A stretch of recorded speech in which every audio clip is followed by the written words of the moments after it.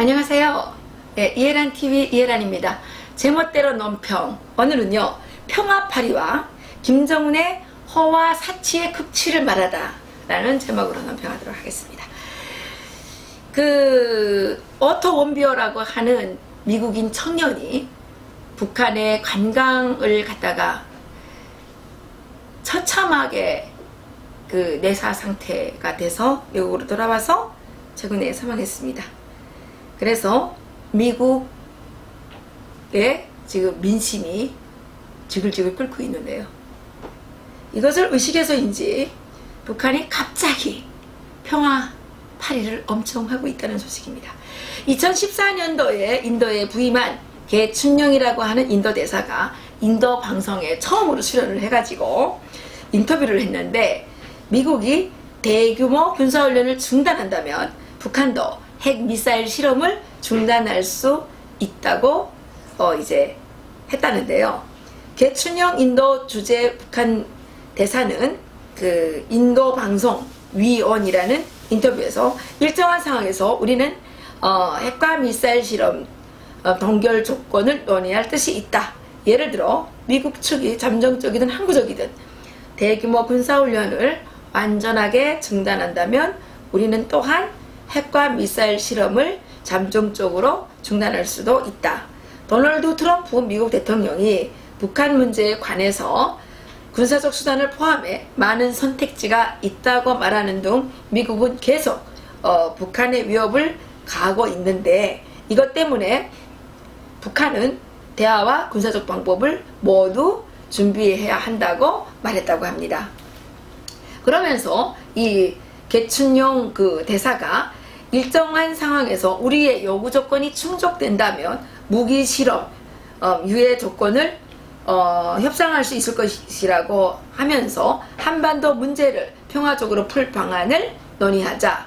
언제 어느 때라도 북한이 미국과 대화할 준비가 되어 있다는 뜻이냐는 이 사회자의 질문에는 언제라도 조건 없이 그러하다고 이제 이렇게 답을 했다고 하는데요.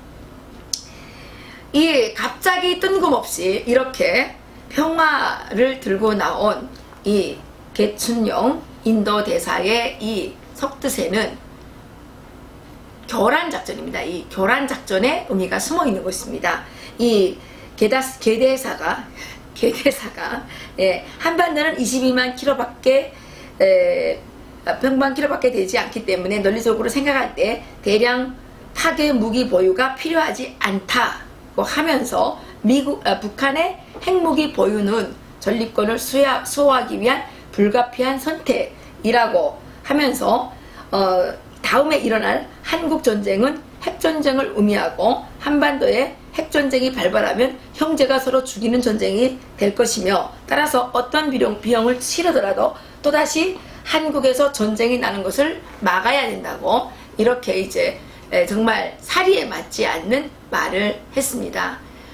지금 미국에서 온 정연진이라고 하는 자칭 통일운동가라고 하죠. 이 여성은 오늘 아침도 보니까 문재인 대통령과 트럼프 대통령에게 대화로 이야기하자 이렇게 하면서 평화가 밥이다. 평화를 이제 빨리 만들어내야 된다. 이런 식으로 이제 국민들을 선동을 하고 있는데, 이 북한과 대한민국에서 활동하고 있는 서희 종북 세력들은 그동안 늘 평화를 외쳐왔습니다. 이 사람들이 이야기하는 평화는 진정한 평화가 아니라 김정일, 김일성, 김정일, 김정은 3대 세습으로 이어지는 이 공산 왕조에게 굴복하고 굴종하고 대한민국의 혈세를 퍼다주면서 평화를 구걸하는 것이지, 그것이 절대로 평화와 연결되지 않습니다. 이 사람들은 한 번도 북한의 핵을 폐기하라는 말을 한 적이 없고, 또 북한에서 일어나고 있는 인권 침해에 대해서 한 번도 이야기한 적이 없습니다. 지금 한반도에서 평화가 보장되지 못하는 가장 중요한 이유는 김정은의 핵개발과 미사일 개발, 핵실험, 미사일 발사 이런 것들이고요. 그리고 북한 내에서 실시간으로 일어나고 있는 북한 주민들에 대한 인권 침해입니다. 이 북한 주민뿐만 아니죠. 외국인들을 납치에다가 처형하고 고문하고 고통스럽게 괴롭히고 이렇게 하는 것들이 북한에서는 일상사처럼 일어나고 있는데, 이런 집단과 평화를 논한다는 것은 정말 어불성설이겠죠. 그런데 지금 우리나라에서 이 신정부 들어선 이후에 미국에서 활동하던 소위 북한과 친하게, 북한의 김정은 정권과 친하게 지내는 사람들이 와서 끊임없이 평화 통일을 운운하면서 사드 가고 평화 오라 뭐 이런 식으로 지금 마라톤도 하고 있는데, 북한의 노동당 기간지 노동신문이 뭐라 그랬냐면, 침략 세력의 도전을 짓부시는 무적의 힘이라는 논평을 통해서 헤어나기 어려운 국도의 위기에 몰린 트럼프가 모험적인 대북 선제 공격 카드를 만지작거리고 있다는 심상치 않은 여론이 나돌고 있다. 최근 우리 공화국을 겨냥한 미국의 무모한 군사적 움직임을 놓고 보아도 그것은 결코 무궁무한 억측이 아니다.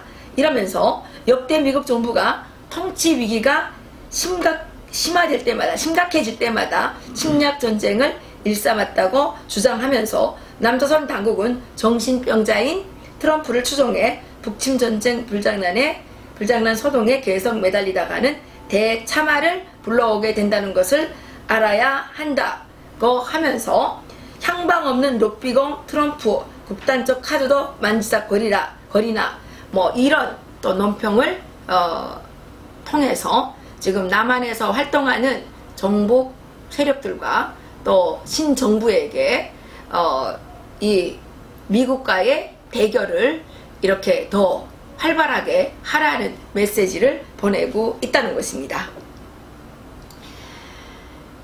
그런데요, 정말 이건 정말 말도 안 되는데요, 김정은이가 국제사회의 대북 제재에 아랑곳하지 않고 1년 동안 7,375억 원어치의 사치품을 수입해서 호화로운 생활을 누리고 있다고 미국의 CNN 방송이 21일 현지 시각으로 보도했다는 것입니다. CNN은 그 김정은 쌈짓돈의 비밀이라는 그 기사에서 영문으로는 The Secret Behind 김정은's Personal Piggy Bank라는 이 기사인데요. 피기뱅크, 이게 돼지저금통이라는 얘기더라고요. 예. 기사에서 김정은 북한 노동당 위원장이 최근 번쩍거리는 흰색 요트와 고급 양주, 호화로운 스키장의 시설 장비 등을 구입했다고 보도했습니다. 이 CNN에 따르면요, 김정은을 핵협상 테이블로 불러내기 위해서는 트럼프 대통령이 김정은의 개인 쌈짓돈을 추적해서 고갈시켜야 한다고 전했습니다. 2014년 유엔 자료는 북한이 2012년 한 해 동안에 6억 4,580만 달러, 약 7,375억 360만 원어치의 사치품을 해외로부터 사들였고, 2015년 북한의 수입 총 규모가 34억 7천만 달러, 약 3조 9,600억 원이었는데, 이 대부분의 이 수입은 최대 무역 파트너인 중국을 통해서 이루어졌다는 것입니다.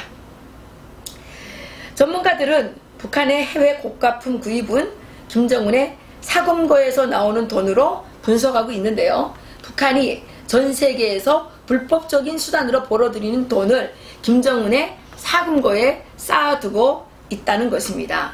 그래서 북한은 은행 해킹이나 무기 판매, 마약 거래, 가짜 달러 같은 어떤 외국 화폐 위조, 심지어는 멸종 위기의 동물들을 이제 뭐 거래하는 등 불법 행위를 통해서 수억 달러를 긁어 모으는 것으로 이제 알려져 있는데요. 이러한 그 불법적으로 긁어 모은 돈들이 김정은의 허와 사치 생활을 위해서 탕진되고 있다는 거죠. 이 북한의 불법적인 자금 조성 과정을 추적한다는 것은 사실상 불가능에 가까운 일이지만, 이 불법적인 자본 조달을 어떻게 하는지 그 유통 경로를 연구를 해서 이것을 하루빨리 고갈시키는 것이 우리 김정은을 반대하는 모든 세력이 해야 될 일이 아닌가 그렇게 생각을 합니다. 저의 가장 중요한, 가장 합리적인, 가장 강력한 아이디어는 김정은과 그 하수인들을 몽땅 암살해서 제거하자는 것입니다. 김정은을 이 세상에서 살아 숨쉬게 한다는 것 자체가 범죄입니다. 그렇기 때문에 저는 미국 정부와 한국 정부와 대한민국의 모든 국민과 전 세계 모든 인류는 김정은의 암살과 그 하수인들의 처단을 위해서 정말 총궐기해야 할 것이라고 저는 말씀드리고 싶습니다. 오늘의 제멋대로 논평 여기서 마치겠습니다. 감사합니다.